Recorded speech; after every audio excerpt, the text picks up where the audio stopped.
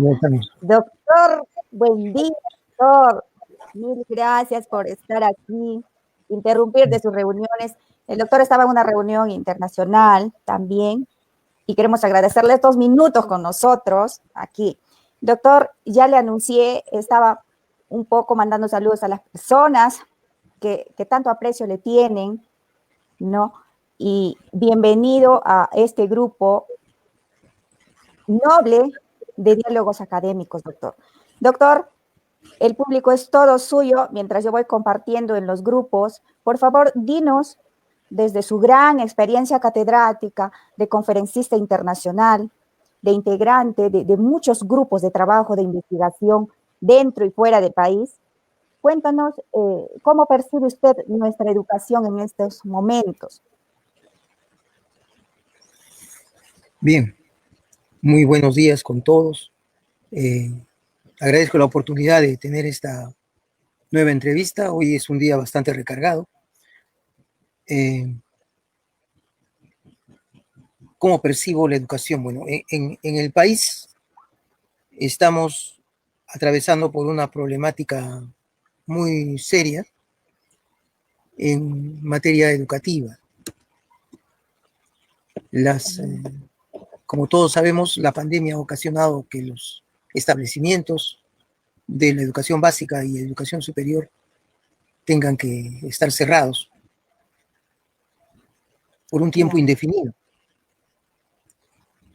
Y esto de manera repentina, abrupta, nos ha llevado a una obligatoria enseñanza forzada de tipo remoto, que se pretende llamar a distancia, pero realmente no es más que algo intencional, no sé, digamos, la intención es que sea a distancia, pero en verdad no cumple las condiciones de lo que es una enseñanza o una educación a distancia. Diremos que de una manera repentina ha encontrado a los profesores y a los estudiantes desconcertados y descolocados, digamos, dentro del sistema educativo. Algunos creen, estoy refiriéndome a las instituciones, a las autoridades de las diversas instituciones, y particularmente la universidad o las universidades, creen que basta conseguir una plataforma y agenciarnos de las herramientas digitales necesarias para brindar esta enseñanza remota. Pero debemos de remarcar que la enseñanza remota o la educación a distancia también en ese caso no consiste solamente en trasladar la educación presencial o convencional que conocemos a una relación a distancia, a una relación mediada por la tecnología. Que la cuestión de fondo no es cambiar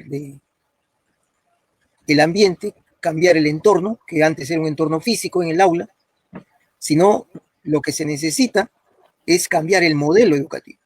Necesitamos otro modelo educativo centrado en las personas, en la persona que aprende, centrado en los aprendizajes, no en los contenidos que se transfieren, que se transmiten. La educación transmisiva ya no tiene lugar acá, porque los estudiantes van a aprender, y de hecho están aprendiendo, en distintos lugares. Ya no hay un aula física con sus cuatro paredes, sus puertas y su ventana, o con la pizarra al frente. Ahora estamos en distintos lugares y continuando con nuestros aprendizajes. Entonces, en el fondo del asunto es que necesitamos cambiar de percepción, de concepción. Necesitamos entender que la educación es fundamentalmente un problema de modelo educativo. Eso es lo primero, lo fundamental. Podríamos también añadir otros aspectos. Uno segundo es que la educación tiene convocatoria interdisciplinar e inclusive podríamos decir transdisciplinar. Lo contrario a la manera en que se han formado los docentes. Los profesores en las universidades y los institutos se han formado ultra especializados, cada uno en su carril, que es el nivel educativo y la especialidad. Tanto es lo que se ha profundizado el carril, ¿no?, que las personas hasta se autolimitan y creen que no pueden opinar nada que no sea su bendita especialidad. La educación es un problema social, es un problema que convoca a todos, no solamente los profesionales de la educación, sino también otros profesionales del campo de las ciencias sociales. Entonces, si esto es así, ¿por qué dentro de la misma carrera de educación o dentro del campo de los educadores vamos a estar tan divididos entre niveles, especialidades? Finalmente parece que todos habláramos distintos idiomas y no nos pudiéramos entender. Entonces, eso es una segunda cuestión que debemos tomar en cuenta, el problema formativo de los docentes. Y hay un tercer problema que debo de plantear acá, es el de las políticas educativas. El próximo paso de del proyecto educativo a poner en ejecución, en teoría, desde el 2007, en la perspectiva de llegar al 2021 con este educativo nacional ya plenamente cristalizado, ejecutado. El Consejo Nacional de Educación, creo que hace un par de años, está planteando ahora un nuevo proyecto para el año 36, cuando el del año 21 prácticamente fue abortado casi desde el comienzo, porque se aprobó con un decreto supremo del año 2007, del 6 de enero, el Día de los Reyes Magos, el 6 de enero del 2007, y quizás algo tiene que ver con eso, pero por arte de magia pasó al archivo y desapareció de la ejecución de las políticas públicas en educación dentro de ese gobierno, el gobierno de García, ¿no? Cuando se inició el gobierno de Ollanta Humala, la entonces ministra de Educación, la primera ministra, Patricia Salas, desempolvó ese proyecto y dijo, ahora vamos a ponerlo en vigencia. Muy buena intención. Y el Ministerio de Educación en ese entonces, cuando se inicia el gobierno de García, perdón, del gobierno de Ollanta Humala, del Partido Nacionalista, lanza un lema que es de que nadie se debe quedar atrás, lo cual es plausible, es muy interesante y entendible y deseable, que nadie se quede atrás. Pero a los pocos meses, creo que fue un año o 2 años, no recuerdo bien, que la ministra fue cambiada y entró el señor Jaime Saavedra. ¿No? Entonces es la segunda fase del gobierno de Ollanta, donde hizo exactamente lo contrario que había prometido, y parte de eso fue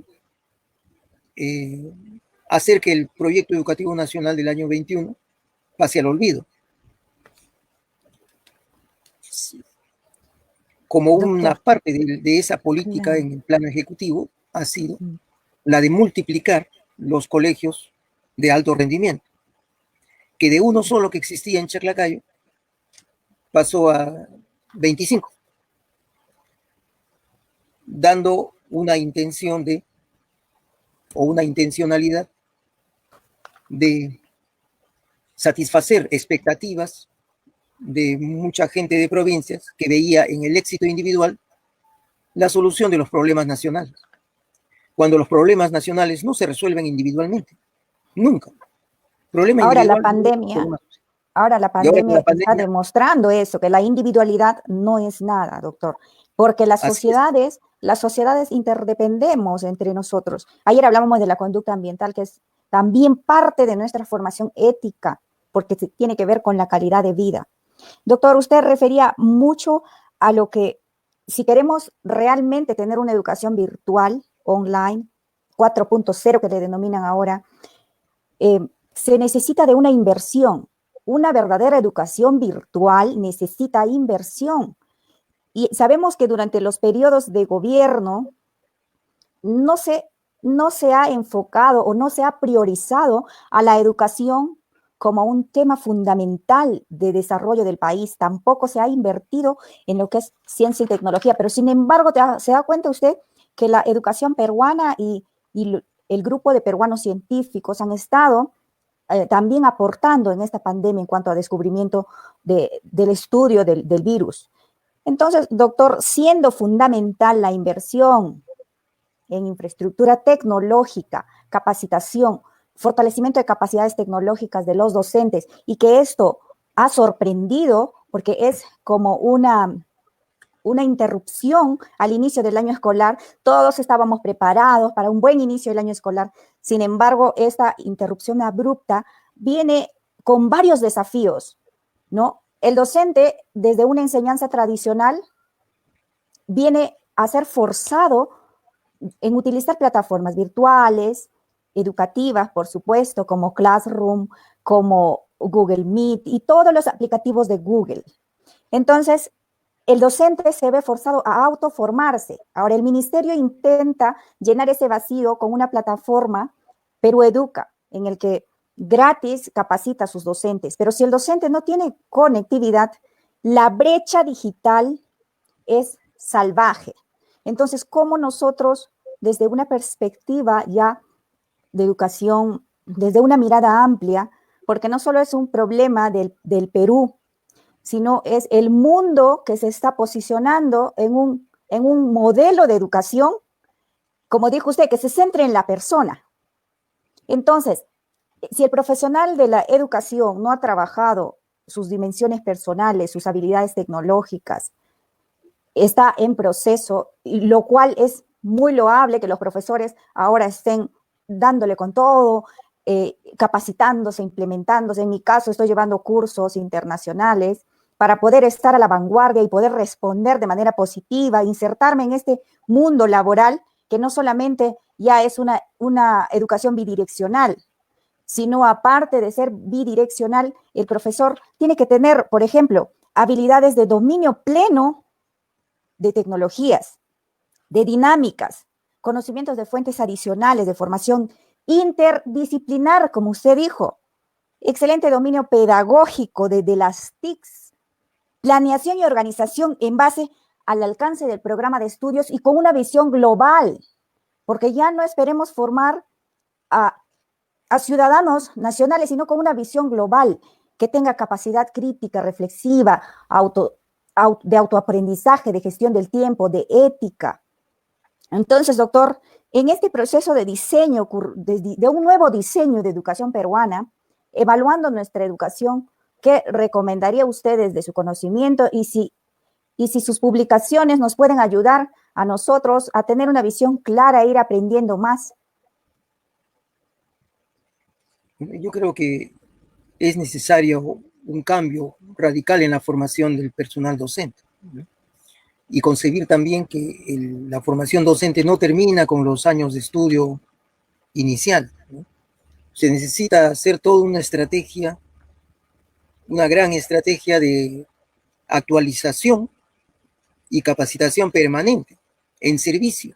Eso es algo que podemos decir es neurálgico, porque los profesores se han venido formando mal desde hace 10, 20, 30, 40, 50 años atrás.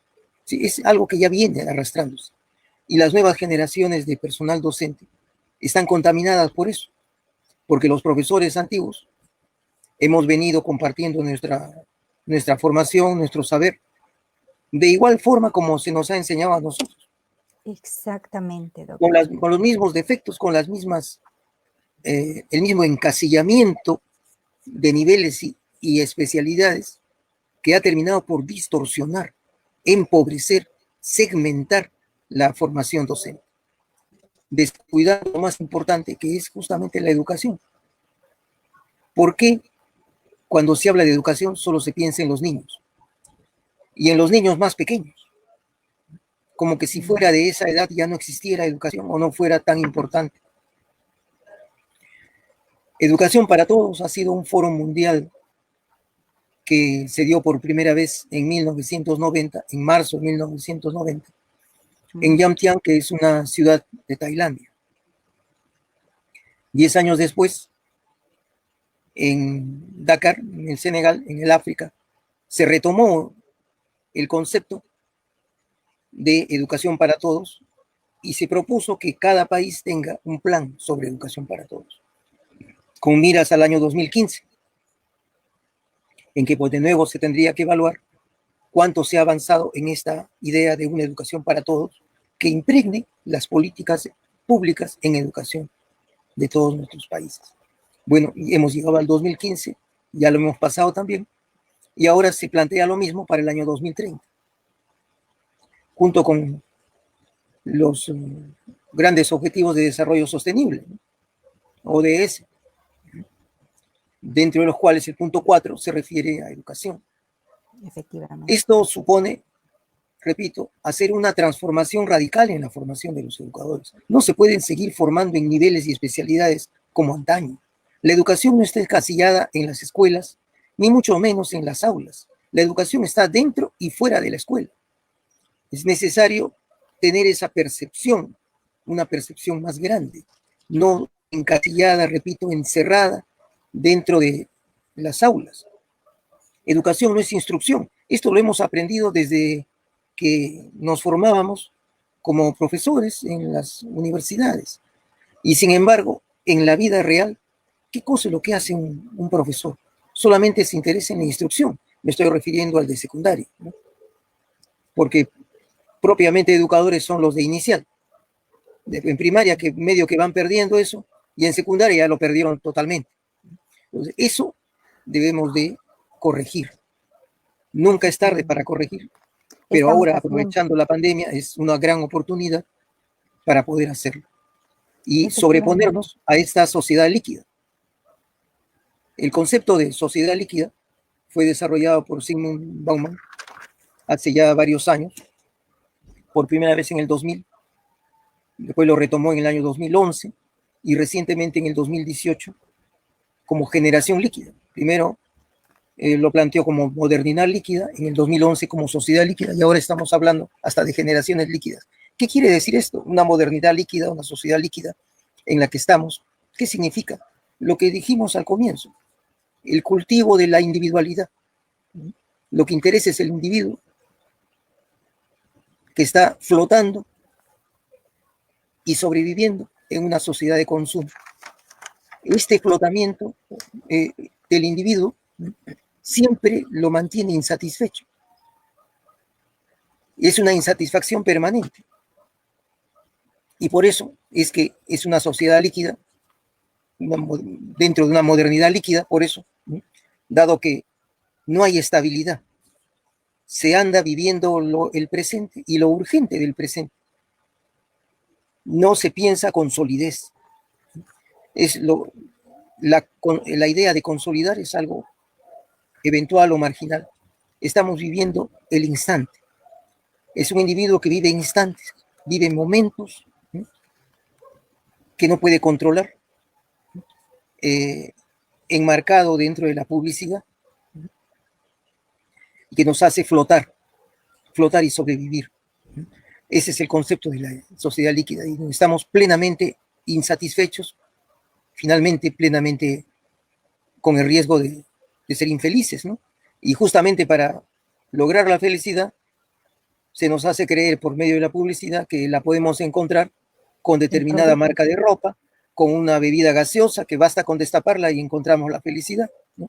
Entonces, siempre personas insatisfechas. Exacto. Individuos, ¿no?, que andan obsesivamente buscando el éxito, creyendo que el éxito es algo que lo van a encontrar a la vuelta de la esquina y que no les va a demandar esfuerzo ni trabajo, ¿no? Y por eso la importancia que algunos conceden a la lotería, ¿no?, creer que simplemente el éxito, ¿qué cosa es en esta sociedad líquida, ¿no? Es dinero, es prestigio y es sobre todo poder. Poder para sojuzgar, poder para manejar a otros, ¿no? Y en el fondo, eso es una deshumanización. O sea, estamos en una sociedad humana, ¿no?, o que pretende ser humana y que está en una deshumanización permanente. La pandemia nos ha enseñado, nos ha traído, nos ha despertado para ver lo que está sucediendo, ¿no? Las calles vacías, con poca movilidad, ¿no?, y los animales paseándose por la ciudad, ¿no? recuperando un Gran espacio lección. que lo habían, del cual habían sido desplazados, ¿no? La Costa Verde acá en Lima, toda verde realmente, porque antes era verde de nombre, ¿no? Y ahora está floreciendo, está llenándose de vegetación, ¿no?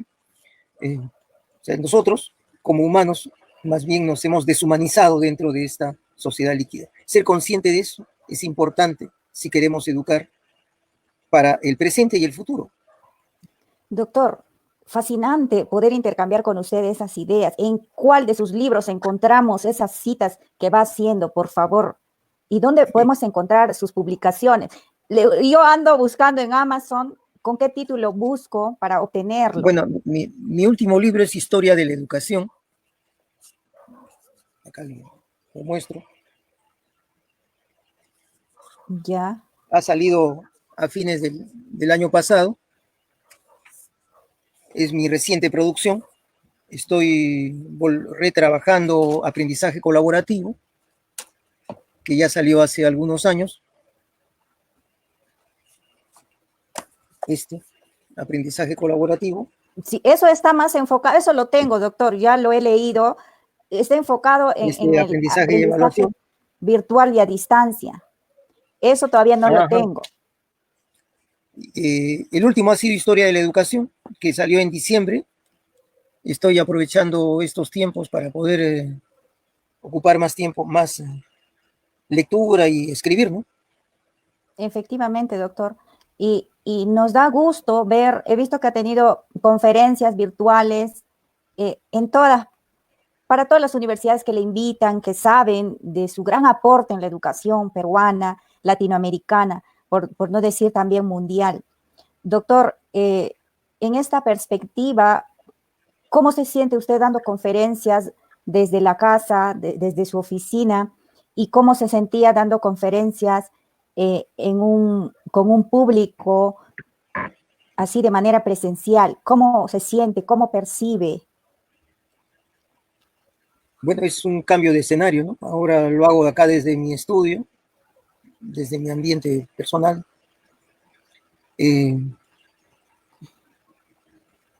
Quizás ahora es un poco más tranquilo, porque no hay la premura del tiempo, que es a tal Los hora, que hay que viajes, tener a tal otra hora, ¿no? Está los un poco viajes que hasta largos. los viajes este año, ¿no? En la costa noroccidental del África, en la por las razones obvias, ¿no?, de la pandemia. Todavía no tiene fecha, supongo que será el próximo año, a mediados, ¿no? No sabemos, ¿no? Todo este año ha sido trastocado por la pandemia. Y pues, los viajes, mayor razón, porque hemos visto que el virus ha viajado, ¿no? Y justamente por Con eso nosotros. estamos con nosotros, ¿no? Y por segunda vez, ¿no? Y ahora más. Y es que el virus ha mutado, ¿no? De la primera vez del año 2003, en que se Efectivamente. encontró por Cantón y ahora en Wuhan, ¿no?, en China, y después se ha multiplicado. En el año 2003, en el SARS número 1, no afectó más que 3 o 4 países, me parece. Y ahora, bueno, pues ya todo el mundo, ¿no? Y ese es el problema con este virus, que va mutando, ¿no? Va mutando y nos va dando lecciones, y vamos a ver en unos años los efectos colaterales en los humanos, en generaciones, y ahora con todo esto, las futuras generaciones, qué habilidades necesitan para poder sobrevivir. Uno de esos valores que se ha hablado fue la empatía, la solidaridad, por ejemplo. En todos los países de América Latina y el mundo se han visto forzados a reunirse, a dialogar, a tener un diálogo horizontal para poder solucionar, tener estrategias, equipos de científicos en medicina, epidemiólogos, profesionales sociales para analizar las conductas. Todo este grupo humano en sí han salido producto de la educación en nuestros países. Doctor, y ahora también Yo creo que esta hay pandemia. dos aprendizajes fundamentales que nos está enseñando esta pandemia, ¿no? Uno, lo que estás diciendo, la solidaridad, la generosidad, el hecho de... Y en esto hay que reconocer el valor inmenso del personal de salud, ¿no? Médicos, enfermeros, anestesiólogos, en fin, todo el personal médico y paramédico que está en primera fila luchando contra la pandemia, También las poniendo en Fuerzas riesgo su propia Armadas. vida, ¿no? Y hay varios que han caído en esta batalla, ¿no? Sí, doctor. Entonces, lo primero es eso, la solidaridad.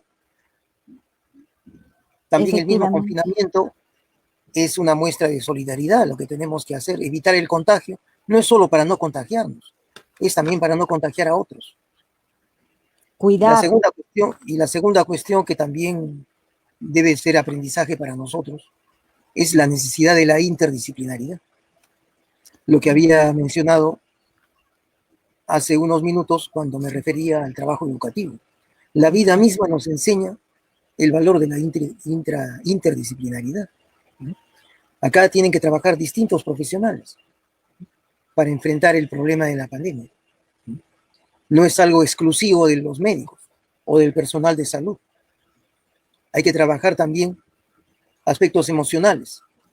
Lo que es psicología es educación, aspectos sociales, Efectivamente. sociología, economía, estadística, etcétera. Entonces, son distintos campos los que se encuentran involucrados en un diálogo interdisciplinar. O sea, la misma vida nos enseña la necesidad de ser más interdisciplinarios. Y una tercera puede ser también la importancia del Estado. Efectivamente. Este minúsculo agente infeccioso, como cualquier otro virus, no se ve, pero ha hecho visible la importancia del Estado. Ahora, más que antes, se siente que sin el Estado no somos nada, porque el Estado tiene que aplicar sus políticas de coerción para que se cumplan este confinamiento. El Estado tiene que enfrentar la pandemia, todos tenemos que estar unidos con el Estado para hacer esta lucha, ¿no? Efectivamente, doctor. El, Dentro el, de Estado, las... Mm, el Estado es el que se debe fortalecer. En la salud hemos visto que, en nuestro caso, las clínicas han funcionado más con la idea de obtener dinero y no de prestar servicio a la sociedad, ¿no? Lo mismo las industrias farmacéuticas y todo el sistema de comercialización, cómo ha subido el precio del alcohol, de diversos implementos que son necesarios en esta época por la pandemia, ¿no? El acaparamiento que ha habido de mascarillas, de guantes, etcétera, ¿no? Entonces, efectivamente, eso también es importante, que en ahí también el Estado pueda controlar, ¿no? No puede, desgraciadamente, la Constitución es una Constitución hecha para un Estado diminuto, ¿no? Y necesitamos un Estado grande, fuerte, no puede ser un Estado minúsculo, pues. Ahora, esta realidad que nos estamos atravesando pone de manifiesto esa necesidad. doctor, y los precios, no están regulados los precios. Doctor, en todo este contexto, entonces el docente no solo debe estar ensimismado en su área, sino transversalizar, juntarse todas las áreas y lograr proyectos que realmente vayan acorde con la necesidad de los estudiantes, la demanda social de los países en todos los niveles. Exactamente, Y el trabajo exactamente. intergubernamental e interinstitucional es importante. Entonces, el docente ya no es un facilitador simplemente de la información, sino que también se vuelve por excelencia un comunicador asertivo, un facilitador del discurso centrado en el debate, de cuestionamientos, de plantear interrogantes estimulantes, conformar, acompañar equipos colaborativos de estudiantes, provocar la reflexión crítica en ellos. Por tanto, el educador es un facilitador educacional que contribuye con el conocimiento especializado y focalizado en la discusión de puntos críticos, soluciones de problemas. Entonces, que da coherencia a una discusión y que en estos momentos pone en tela de juicio todas las problemáticas que hay en el mundo y en su entorno. Doctor, algunas palabras para dar cierre a esta amena conversación que quisiera que no termine porque siempre hay algo que aprender especialmente de usted, a los que quieren ponerse en contacto para que usted dé cátedra desde su... Sabemos que usted da cátedras en universidades, pero las universidades que quieran para conferencias. En última instancia, esto es un problema de gestión. Es un problema de gestión, porque lo que estabas diciendo, ¿no? Que a nivel de la transversalidad, me parece una idea excelente, lo de la transversalidad del esfuerzo de manera transversal, ¿no? Justamente lo que se llamaban de hace varios años.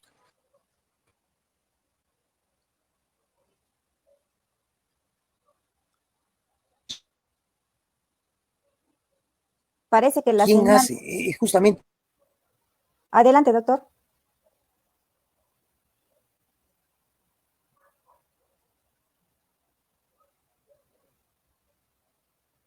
Doctor, ¿está ahí? Porque desde mi máquina estoy viendo que se quedó congelado. Le agradezco infinitamente. Dios le colme de salud. Y por favor, los que se quieran contactar con el doctor Kenneth en sus redes sociales pueden enviarles mensajes. Se aprende un montón. Gracias por estar viéndonos. Besos y abrazos y muchas bendiciones para todos. En unos minutos más nos conectamos con el licenciado Manuel Panduro López, también conocedor de tecnologías de información y comunicación, sobre todo en educación. Muchas gracias, nos conectamos en unos minutos, Dios los bendiga y nos vemos. Gracias, doctor, le llamaré al doctor en un rato. Liz, amiga mía, besos, visiten su pollería de Liz, Lucianos, y tienen otra pollería, recomendadísimo, un pollito a la brasa excelente. Liz Quiroz Facundo, a Milagritos, amiga bella, un abrazo. Bendiciones para todos, gracias. Compartan el video, dale corazoncito y escríbete a mi canal de YouTube como Candy Valera. Besos.